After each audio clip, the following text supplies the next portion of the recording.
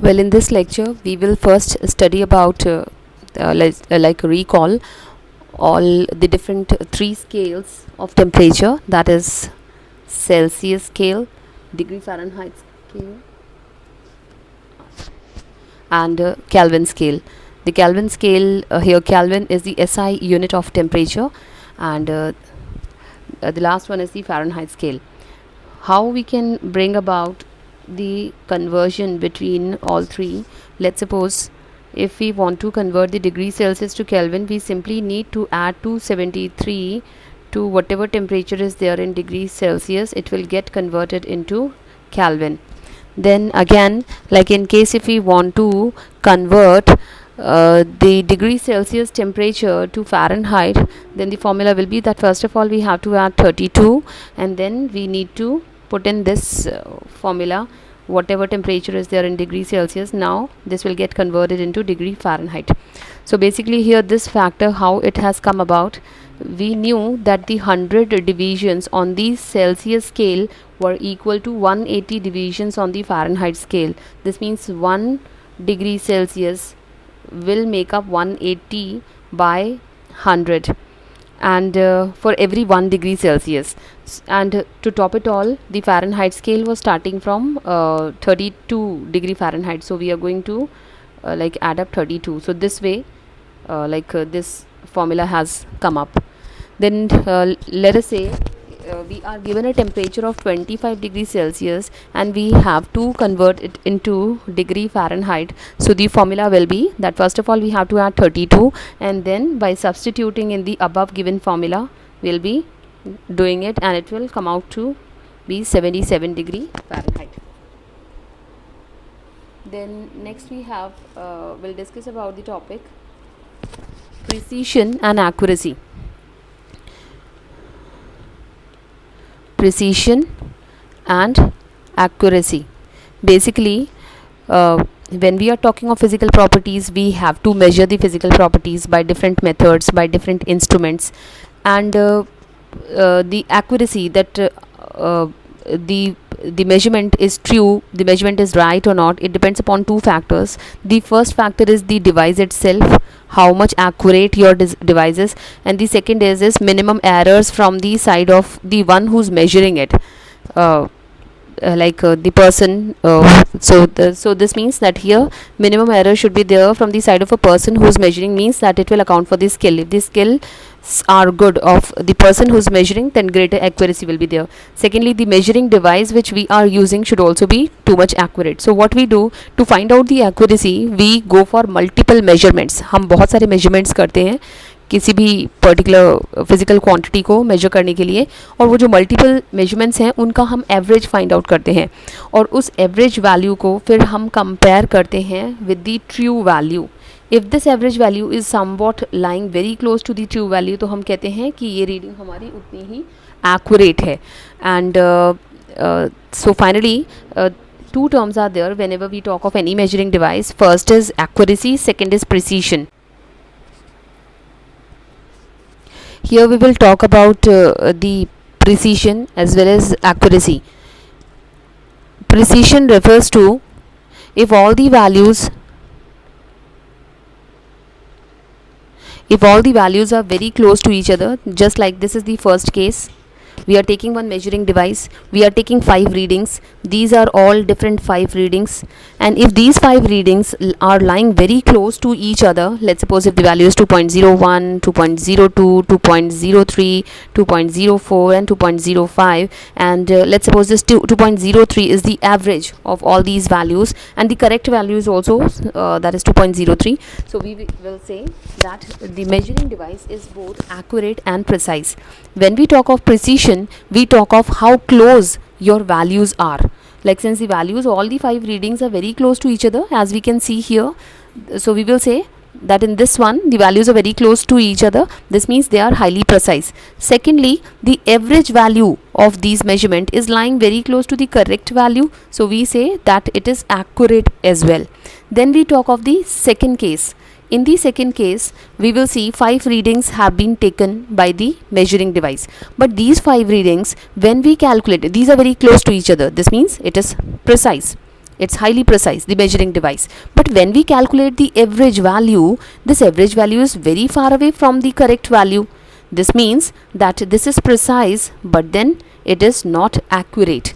Accuracy refers to that when the average value of all the readings lie very close to the correct value, then we say that the measuring device is accurate. But here precision is okay, the measuring device is precise but not accurate. Then we take the third case. In the third case, you will come across that all the 5 readings, they are having a gap in between. This means it can be possible that the one value is 2.03, another value is 3.03, another value is 4.03. This is 1.03, this is 0.03. This means there is a huge gap between the readings itself. The values are very far away from each other. This means it is not precise. But when we calculated the average of all these 5 readings, it was lying exactly near to the correct value. So we say that it was accurate. This means it's not always necessary that if the measuring device is accurate, it's not always necessary that it will be precise also. See, in the second case we have seen the measuring device is precise but not accurate. In the third case we have seen the measuring device is accurate but not precise. Now let us see what happens in the fourth case. In the fourth case we will see that all the readings, they are having gap in between. This means all the values are far away from each other. This means that they are not precise first. Second, when we calculated the average value, it is again very far away from the correct value, which shows that it is not accurate as well. This means that in the fourth case, it is neither precise nor accurate. Now let us talk about the significant figures. Whenever we are measuring any physical quantity, we refer it in terms of a particular number. Let's suppose the reading is 14.5678 gram. This is the you can say the weight of any particular substance being measured by a weighing balance. Here the measuring device is weighing balance, and we say that all the digits are significant except for the last digit. This means that there is little bit uncertainty with regard to last digit, and here the reading can be lie in the range of 14.5677 to 14.5679. So only the last digit is uncertain, remaining all digits are significant. So here when we have to calculate the significant figures, we have to calculate all the digits which are certain, as well as we count the last digit also which is uncertain, to find out the total number of significant figures. Now let us suppose if we say 14.5678, in this figure total number of significant figures will be 1, 2, 3, 4, 5, 6. The total significant figures will be 6. Let's suppose if the number is 2.5, total number of significant figures will be 1, 2, so it's 2. If it is 2.014, the number of significant figures will be 1, 2, 3, 4, that is 4. Now how we are calculating these significant figures is basically depending upon certain rules which we are going to follow one by one. Rule number 1. In the rule number 1, it states all the non-zero numbers and the zeros which are between the non-zero digits will be counted as a significant figures. So let's suppose if we say 5, 7, 6, all are non-zero digits. This means 1, 2, 3. So total number of significant figures are 3. Let's suppose we take one more number. These are non-zeros and these are zeros which are between the non-zero digits. These will also be counted in the significant figures. So it will be 1, 2, 3, 4. So total number of significant figures in this will be 4. Let's suppose if we say 0.48. Now will this be counted? No. Why? Because this is not between the non-zero digits. This means total number of significant figures will be 1, 2.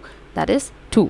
Then 2.05. Here this 0 is lying between the two non-zero digits. So it will be counted as significant figure. So 1, 2 and 3. So total number of significant figures will be 3. Now let us come to rule number 2. The rule number 2 states zeros which are lying to the left of the first digit are never counted as significant. Not to the right. This is the right and this is the left.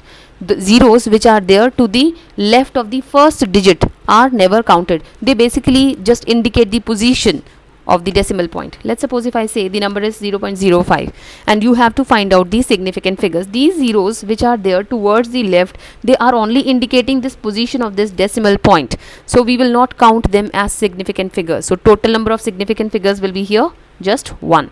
Now let us take one more example, 0.0045. Here these zeros again are non-significant. Why? Because they are to the left of the first digit. So only this 1, 2, these will be counted as significant. Fine. So this was rule number 2. Now let us come over to rule number 3. Rule number 3 states zeros to the right of the decimal point and which are after the number are significant.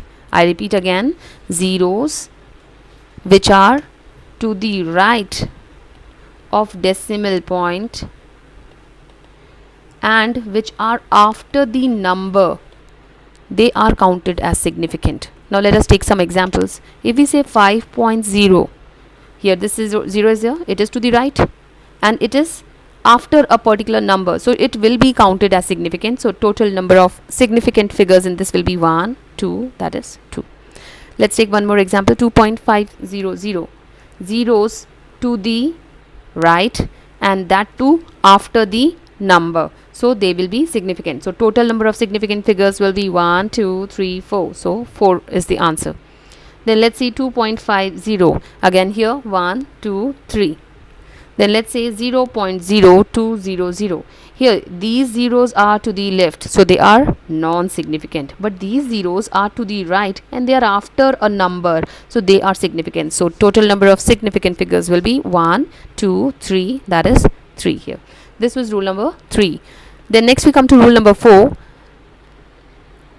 The number which ends in 0 but 0 is to the right of the decimal point, so it can be significant, it cannot be significant depending upon how we are placing it. So let's suppose we take certain examples, then maybe the rule will become more clear.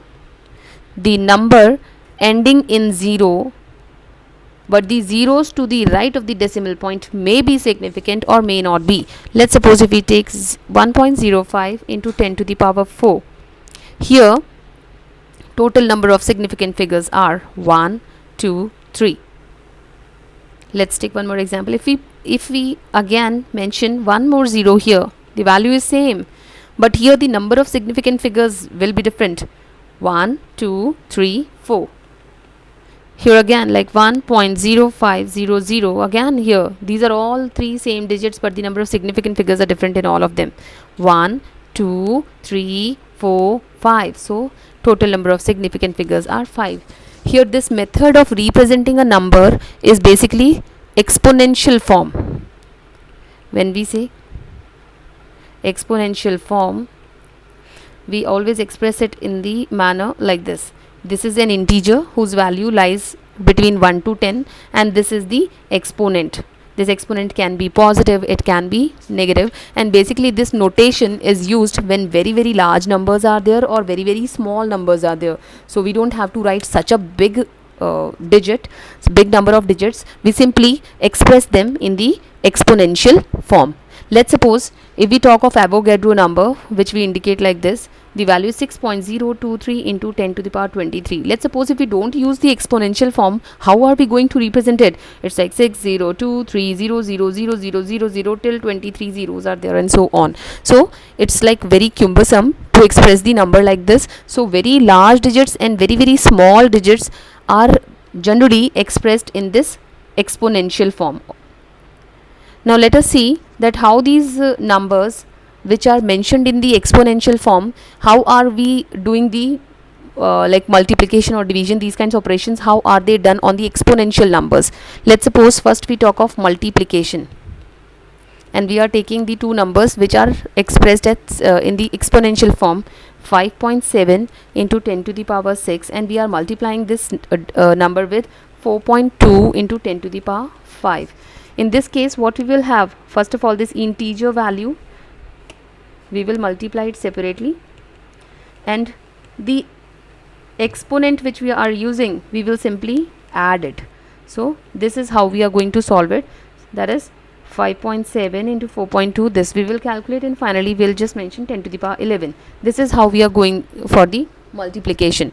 Let's take one more example. Two the numbers are there in the exponential form. One is 5.7 10 to the power minus 4, and we are multiplying it with another exponential number 4.2 into 10 to the power minus 2.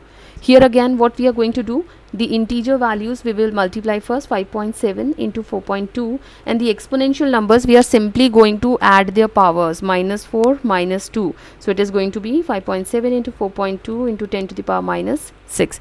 This is how we are going to do, and the answer will be 23.94 into 10 to the power minus 6. Now let's suppose if we have to do division using these exponential numbers, then how we are going to do it. 5.7 into 10 to the power 6, this is 1, divided by 4.2 into 10 to the power 3. In this case again, first of all we will divide one integer value with another integer value, 5.7 divided by 4.2, and the exponential numbers, previously in multiplication we were adding the powers, but here we will do the opposite, we will subtract the powers, that is 6 minus 3. So the answer will be 1.357 into 10 to the power 6 minus 3 will be 3. So this is how we are doing these operations of multiplication and division on the exponential numbers.